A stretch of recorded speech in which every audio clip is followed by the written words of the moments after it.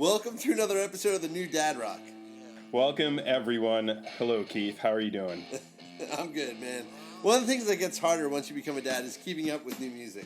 Yeah, I know. People are always asking me because they think I'm, like, up on what's going on and what's current, but I'm really not. But they're always asking me, they're like, where did you hear this band? Who are these guys? How do you find this stuff? What do you tell them? It's your daughters, right? That's how you find this new music? Yeah, my daughters. My daughters have no interest in what I listen to. They're like, what even is this music? No, but when people ask me where I find music, I kind of have to stop and think about it because it's kind of just through osmosis. So, you know, I use Twitter, follow a bunch of bands, a couple labels, maybe a couple music blogs. Are you listening on the radio? No, I don't listen to the radio at all. So Twitter, wait, I follow. In your car?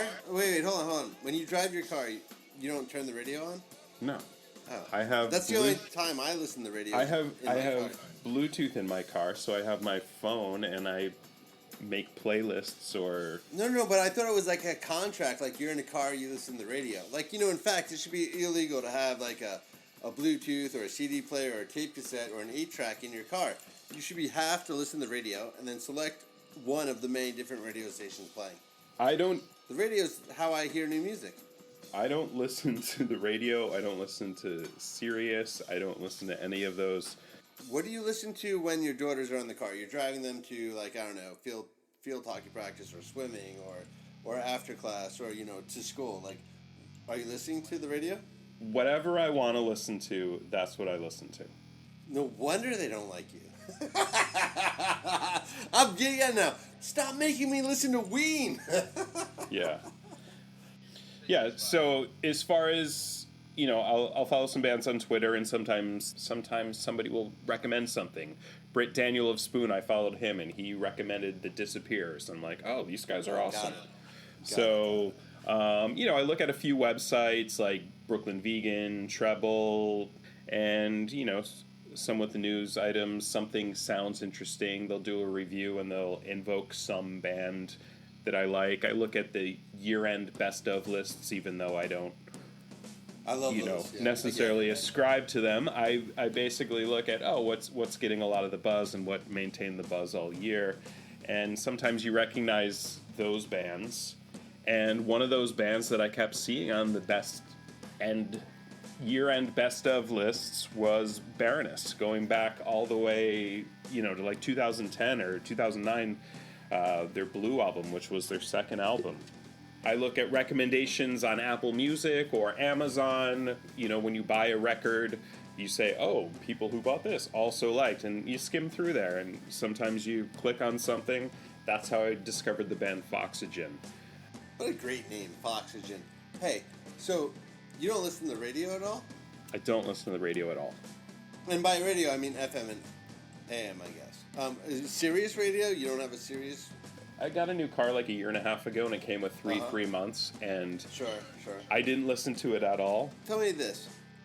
What's up with the Baroness? Yeah, so Baroness is kind of a case study in how I became Baroness's biggest fan for about 3 to 4 months last year. And I wish I had, like, a biggest fan for 3 to 4 months. Yeah, I just want to walk through the steps, like how I discovered Baroness, which I kind of touched on already, was I saw them on a bunch of year-end lists. I saw their name on festival lineups. Some guy on Twitter is always like, these guys are awesome, they're the best band of the last 10 years. Sure. Oh my god, that's it. Yeah. Wish someone said that about me. Right. So, but they were they were kind of like, I'm remiss to call them a metal band, but they're very heavy rock. I agree. No, I agree. And they kind of crossed over into the cool world. Like Mastodon? Yeah, they both kind of have that like sludgy, bass-heavy, Sabbath influence, like heavy rock sound. Not really metal. So not that shrill, sketchy, screechy stuff you listen to. Yeah.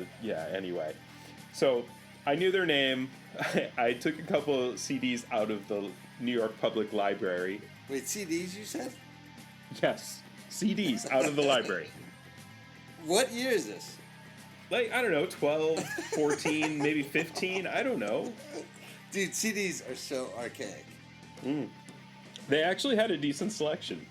I mean, not only New York Public Library, but my local, like, suburban library out here. They have decent stuff there. You should check it out. I'll remember that the next time I'm looking for a CD. Hey, man, if you're in a car ride, you're gonna need you may have like a rental car somewhere that doesn't have a USB port and you have a CD player only, and you're stuck listening to the radio. Not me. Oh, 100%. No, I bring my little like Bluetooth little speaker and in the car so we can play off the phone. Totally, 100%. I'm not dissing. Yeah, the Bluetooth speaker's a good idea too. Yeah, because then you could use it in the hotel too. 100%. So fast forward to 2019, and I see Baroness is putting out a new album. Cool. There's a link to the site. I check out the single. It's good. I add it to a playlist on my phone. Every now and then I hear it. I'm like, oh, that's a cool song. And then second single comes out. That one's even better. So now these guys are definitely on my radar. Again, I've been hearing about them for almost a decade. Wait, what songs are these? So I think the first one was Borderlines, and then Seasons, which are, from the latest album. About when is this? Yeah, that's like March of 2019. Yeah, so they're playing a venue by me. So I'm excited about this. I don't have to go all the way out to the city. It was on a Friday night. They're playing a venue on Long Island? Which venue? The Paramount in Huntington. Nice! Wow. No, wow. They actually, there's decent bands that come there. I saw Primus there. Primus played out there, yeah. Yeah, Judas 100%. Priest played there. It's like a converted movie theater. All right. Well, anyway, that's sweet. I know, but it gets even better because it happens to be on a weekend where my wife and daughters are scheduled to be at a dance competition out of state.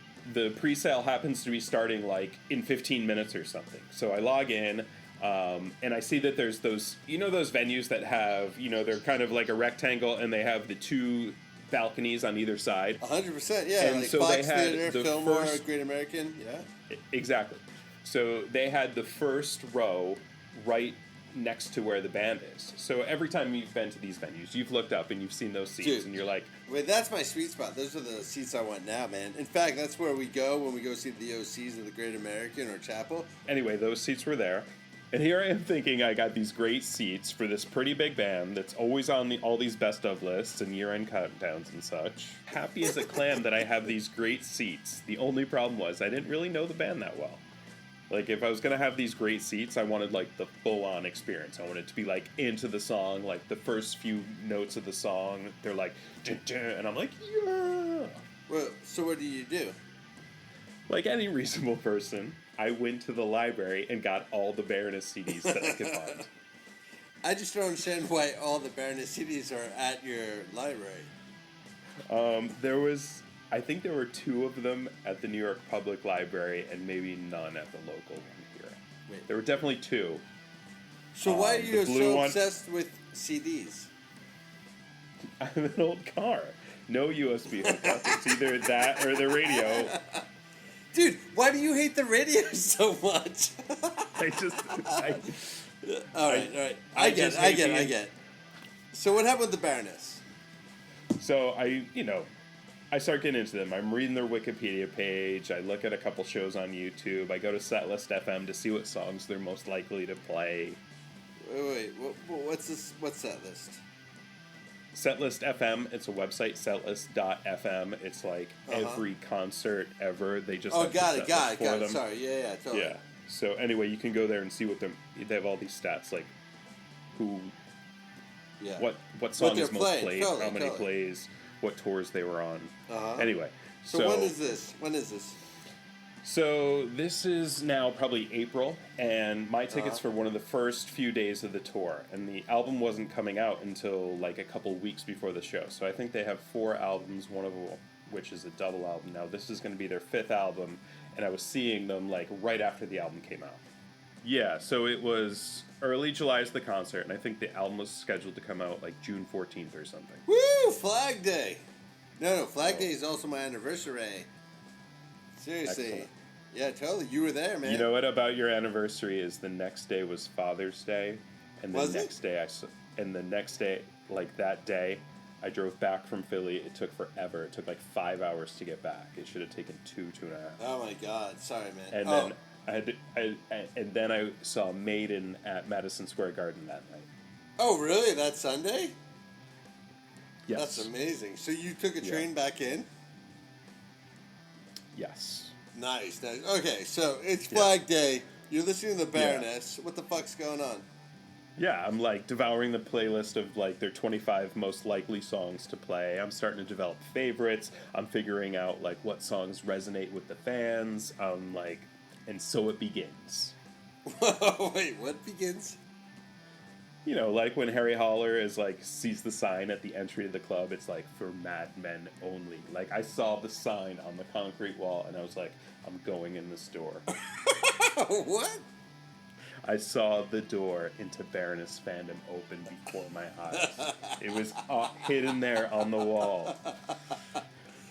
Oh man. So anyway, like, so I'm starting to get into this band, and then like the local record store I go to has this thing. They're like, Baroness is playing an in-store show. All you have to do is like pre-order the record, and I'm like, so I'm like, I go down there that night. It's like a work night. I drive like 15 minutes to the record store, and I'm like, put me down. So I'm all excited. So where is this? This is Looney Tunes in Babylon. Yeah, so I'm pretty pumped. I'm getting into these guys. I'm getting into them, but like in an intellectual way. What does that mean? It's not really love at first sight. So I'd heard them mostly dismiss them a few years back. Like I took those CDs out of the library a couple of years ago and I was like, they're okay. There's a couple decent songs, but whatever. They're like a little more, I don't know, mainstream produced, like kind of more like the Foo Fighters kind of rock music but it's more polished than I listened to. Their albums had, you know, artwork that I didn't get. Like they seemed very serious. But then I was starting to get into some of their songs, and their story was resonating with me. Is there a story? Yeah, well, Baroness in a nutshell, it was like first album came out. It was called Red in 2007, and then the next one is Blue in 2009. I like it. That one I remember. That one, the music blogs and the press, everybody who wrote about music around them, like fell in love with them. Then in 2012, they have this double album called Yellow and Green. Two of their most well-known songs, most liked songs, like March into the Sea and Take My Bones Away. But then tragedy struck. It did actually. So man. They're on tour in Bath, England, and the tour bus had an accident.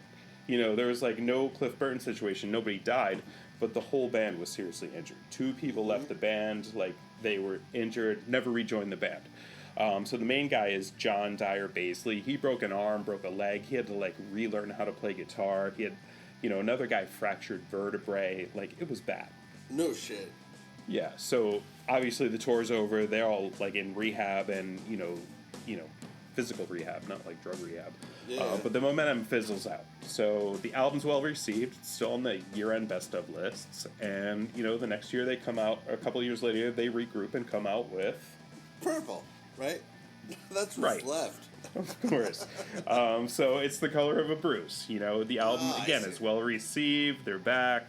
You know, unfortunately, it was a little bit, you know, more of the same. That's harsh. I mean, the guy fucking broke his arm. Someone left the band. Like, they're not going to advance. So at this point, there was even a question if the band was going to be together. Makes sense. Totally. Yeah. So the other guitarist, the one besides John, he stayed with the band after the crash. He ends up leaving. They ever do Orange? That's what they had left. So wait, this guy leaves. They really did an Orange album? Sorry. They get a new guitarist, Gina Gleason. Like she lives down the street from John in Philly, but she's like in a Metallica cover band. She played guitar in Cirque du Soleil. Wow. So they get together, and then this is the album that's coming out. It's called Gold and Gray. That doesn't make Orange. Yeah. Well, if you actually look at it, if you look at the album cover from a distance, it looks orange, but mostly it's gold and gray. But dude, John Baisley, he's the cover artist, like the main guy in the band. He doesn't like the color orange, so he took his artistic license. Dude, I'm gonna check this out on the street. My friend actually was just tweeting a whole bunch of like color on colors where they like make it look different by what you have in the background. I can see how gold and gray looks orange. That's all I'm saying. Yeah. I'm learning the band's backstory, getting into it. This album's coming out. I'm set up for the 6th show in July. Now this in-store appearance in June.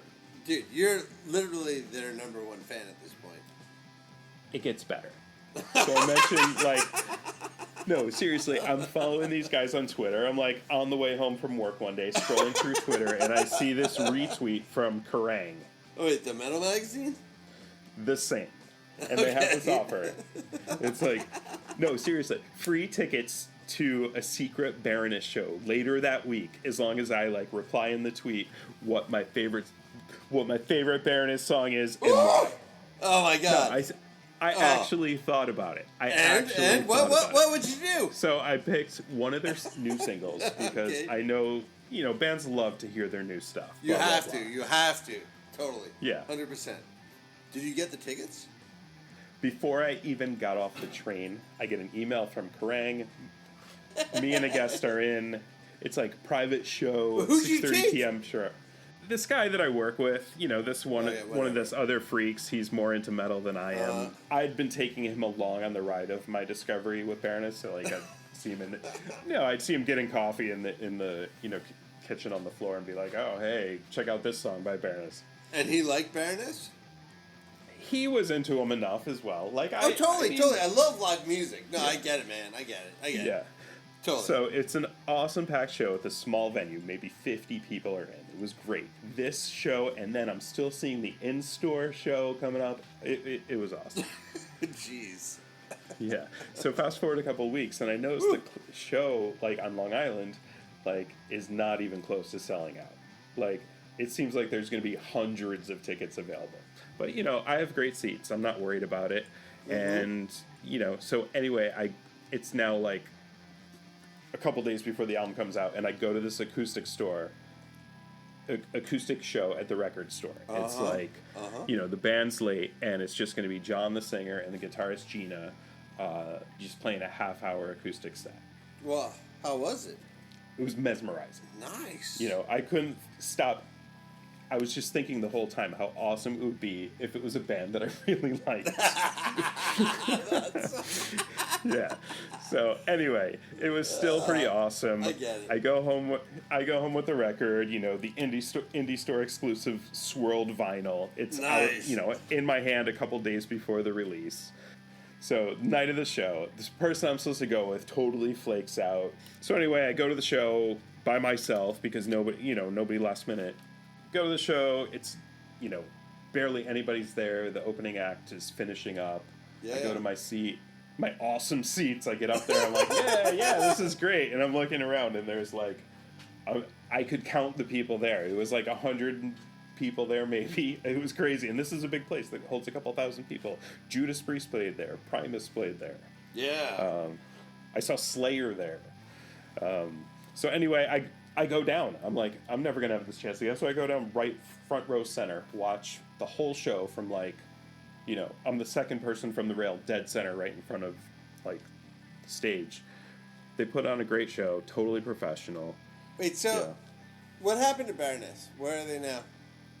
Yeah, so in the end, the album's on a bunch of year-end lists, the same places. That I saw them on the list, previously before when there were summer concerts planned. They were on a couple big festivals this summer. But I just stopped listening to them after the show. I left the show and I was like, man, I put so much time into these guys for the last 3 or 4 months. I need a break. And I hadn't heard them up until a couple of days ago. And I found that old playlist that I wore out and started listening to it. I was like, oh, these guys are pretty good for what they are. Yeah, that's cool, man. That's cool. I get it. I have bands like that. I'm not even going to say them right now because I'd be totally embarrassed. Hey, Steve. Yes? How's the bird? I didn't see the bird for a few days, and then I opened the door to my house today, and 6 birds flew straight toward me, and then away around the side of the house. That's awesome. He must be talking to his friends. Just like all the people who are listening to us right now.